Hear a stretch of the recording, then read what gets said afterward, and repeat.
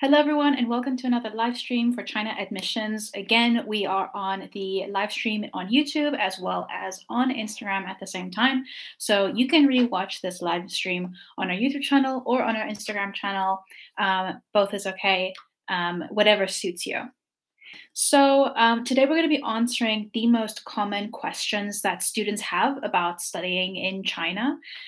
So there are quite a couple of questions. These are questions that a lot of people book calls to have answered or send emails to get answered.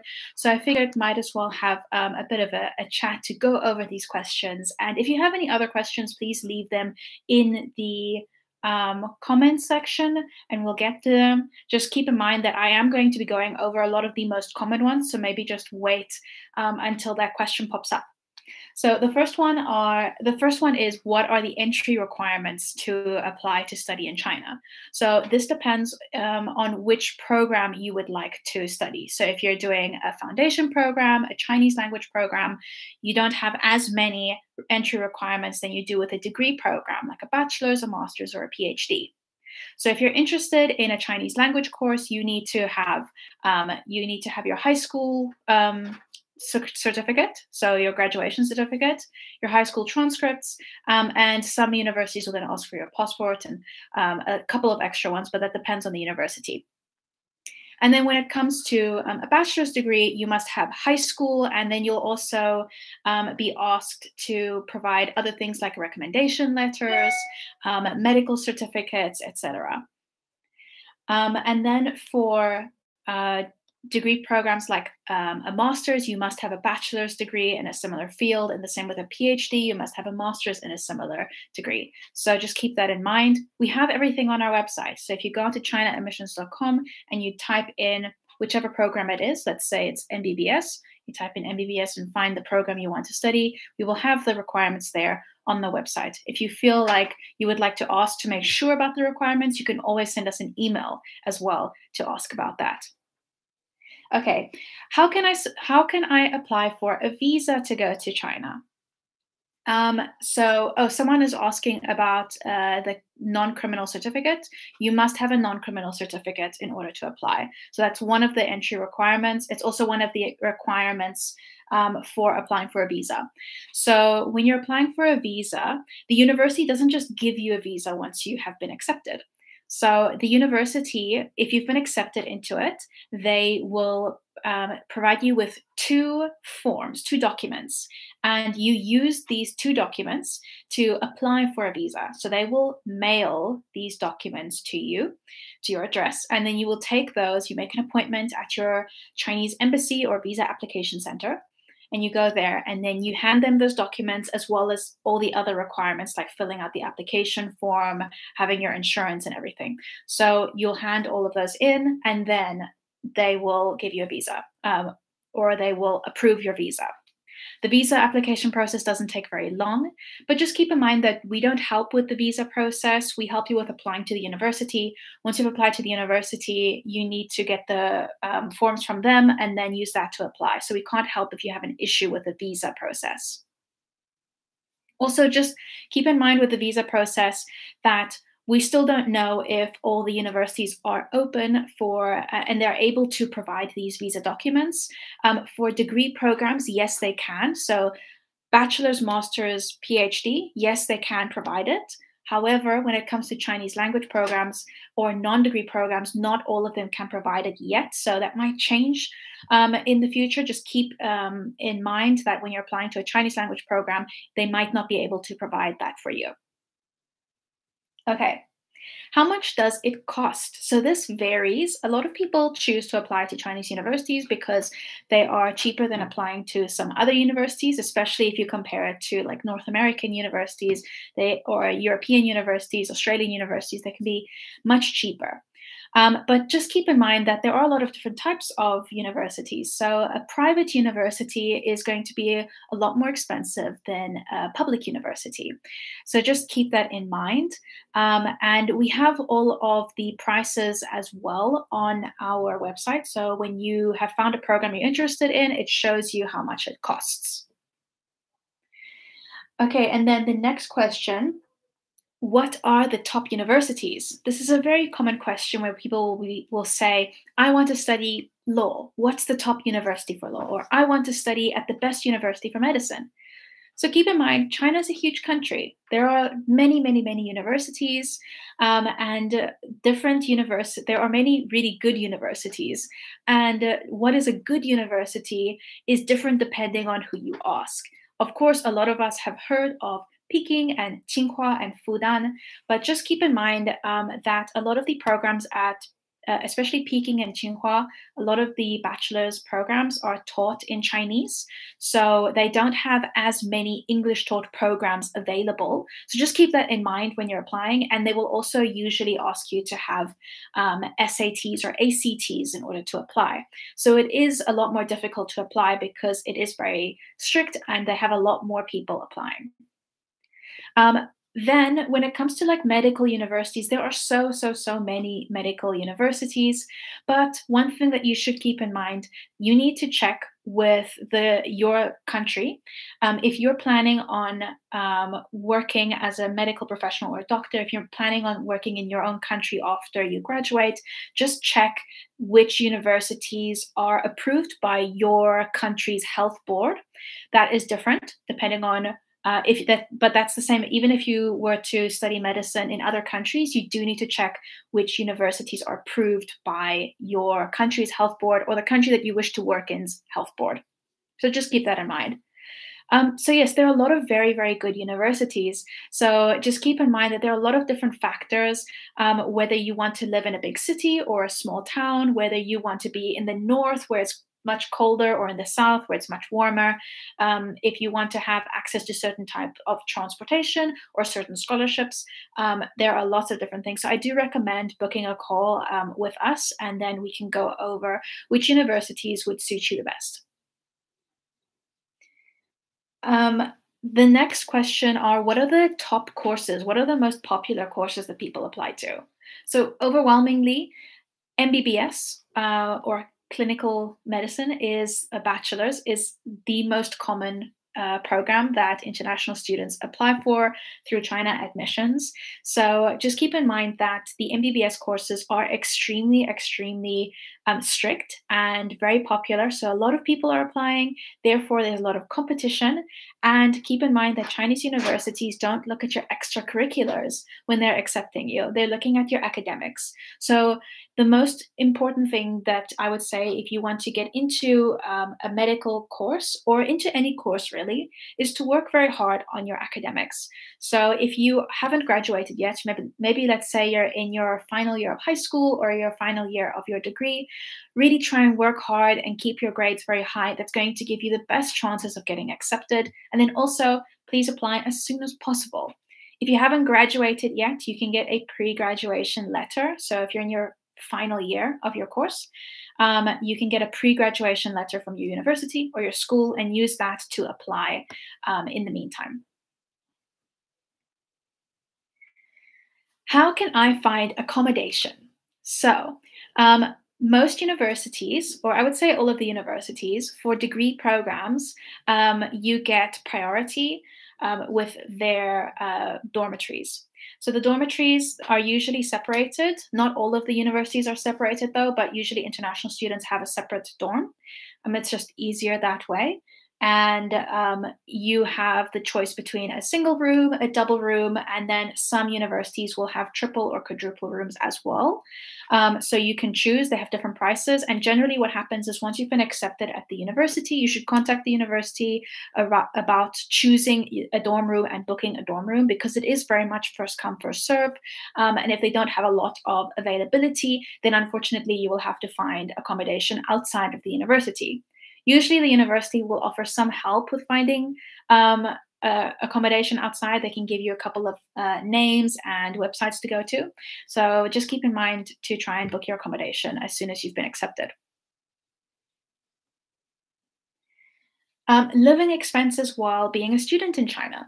So this is also a very common question. So what I recommend with that is when you're studying in China, some, depending on which country you come from, it's going to be maybe a bit more expensive than what you were used to, or maybe it's going to be a lot cheaper. For the majority of people, of international students, it's cheaper for them to live in China than it is to live in their own country. However, for me as a South African, this was actually the opposite, where it is actually cheaper to live in South Africa than it is to live in China. So I understand that sometimes you want to keep your living expenses low. So luckily, the university offers so many great amenities that are usually free or extremely cheap for students there. You can go to the gym inside of university, and they usually offer the first year for free. Or afterwards, it's extremely cheap to use the gym. So you don't have to book a really cheap gym. You can use the hairdressers inside, which is also 3 times cheaper than going to a hairdresser outside of the university. The canteens are also extremely cheap, so you can also eat in the canteen, and there's lots of variety of the food. So there are a lot of different ways of keeping your expenses very low. And then, of course, the living expenses, the accommodation expenses at the university are much lower than they are outside of the university. So it's very easy to keep your living expenses low. And then, is it safe to live in China? This is something that for me was a very big and a very important question. As South Africa is known to be quite a dangerous country, I wanted to study in a country that was very safe, especially because I was by myself. Now, China is perfect for this. It's extremely safe. And especially in the big cities, you have police around every corner. You have a lot of security cameras everywhere. And as a woman studying alone, I felt extremely safe while being there. The policemen are very, very friendly. There are security guards everywhere. And crime is very, very rare. So if you are looking to have a very safe feeling, or you would like to reassure your parents that you're going to be safe, it is an extremely safe environment. You'll see when you get there, or if you visit beforehand, it is extremely safe. So just be reassured with that. And then, what is the language of tuition? So, are they going to be teaching me in English? Are they going to be teaching me in Chinese? How long does it take to learn Chinese? So, if you're doing usually for degree programs that are not specifically studying Chinese, if you're doing an MBBS or engineering or law or anything like that, it's going to be taught in English. We do have that on our website though, so it does state whether it's taught in English or Chinese. A lot of the universities offer English taught programs, but just keep in mind that some universities, the programs are taught in Chinese, and it does say so on the website. So just keep that in mind before you apply. And like I said before, with Tsinghua Peking, a lot of the bachelor's programs are taught in Chinese. So just keep that in mind. A lot of people think that they can learn Chinese in 1 year and then be able to study the degree in Chinese. It's unfortunately not like that. Chinese takes quite a while to learn. Believe me, I've been there. It takes about 4 years of intense full-time study to reach the level where you are allowed to join a bachelor's program. So it's going to take about the equivalent of getting a bachelor's to be able to enroll in the bachelor's. So that's what I did. I did a bachelor's in Chinese language and culture, and I studied very intensely. We had to study basically all day, and it still took 4 years to get to HSK 6 level. So that is very, very intense studying. Chinese does take quite a while before you can feel that comfortable. And even at that point, I wouldn't feel that comfortable doing a bachelor's completely in Chinese, where I was studying like engineering or medicine or anything. The Chinese language programs are obviously taught in English in the beginning because they need to be able to explain the beginning parts of learning the sounds and the basic words and stuff like that. And then when you get to intermediary level, then they will start explaining it using easy Chinese or very easier Chinese. So then it will be completely in Chinese. If you're doing a program that's taught in English, you will be taking Chinese classes every now and then. That will be part of your degree. And that's just because they need to teach you the basics of Chinese for surviving, going around, if you have to go to hospital, that kind of thing. It's not necessarily because you must have it in order to graduate. It is there for your own good. And then the last question, which also a lot of people have been asking about is scholarships. What are the scholarships like? Which scholarships can I apply to? There are several scholarships available. Just keep in mind that China admissions doesn't help with the scholarship process. However, there are a lot of scholarships available. So what I would recommend is to check which university you would like to apply to, and then go to the university's direct website and check to see what scholarships they have available. They'll usually mention if they have government scholarships you can apply to, Belt and Road scholarships, if you can apply to the CSC scholarship, or if they have university-specific or subject-specific scholarships that you can apply to. And then I would recommend then applying directly to the university with those scholarships. So that is what I recommend. There are a lot of them available. Just keep in mind that getting a scholarship is really great, but it's still quite difficult. It takes a lot of effort to apply to one. So just keep that in mind when you're applying to a scholarship, as it's not going to be just easy that you just put in one application and then you'll get everything for free. It's still going to be quite a lot of work to put in that application. Some people are asking about entrance exams to the university. So most of the universities for international or programs for international students will not have an entrance exam. However, they will be asking you maybe to have an interview. And the interview is basically there to see about your language level.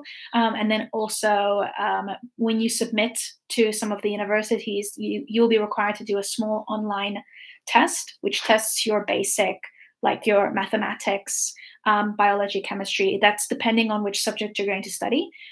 It's not something you're supposed to study for. They just want to see if you can keep up in the class, basically. So I'm just going to check to see if there's any other questions. Are the admissions applications still open? So for the September intake, the admissions are still open. Most of the deadlines for the September intake are in June, the end of June, middle of June, somewhere in July, but I would say around June. We do have that information on the website, so you can check to see when it is, when the deadline is. Just keep in mind that we don't accept applications that come in within 10 days before the application. If it is within 10 days before the application, I would recommend applying directly to the university to save time, because that is quite late to be applying. Okay, any other questions? Is a medical degree from China recognized globally? So, degree from China recognized globally. So, like I said before, when you're applying to any of the medical degrees, you need to check which country you would like to work in. You need to check with the health board, which universities in China, their medical programs, which of those are accredited. So it depends on which country you're going to be working in afterwards. Like, for example, we've had some South Africans, I'm South African, ask about that, and there are specific like 8 universities that you can get your MBBS from, and then you can still work in South Africa. Just keep in mind that if you do an MBBS anywhere internationally, you probably will still be required to write a test if you're going to be working in a different country afterwards, to make sure that you have the correct level of Chinese to be, or level of medicine to be practicing as a doctor.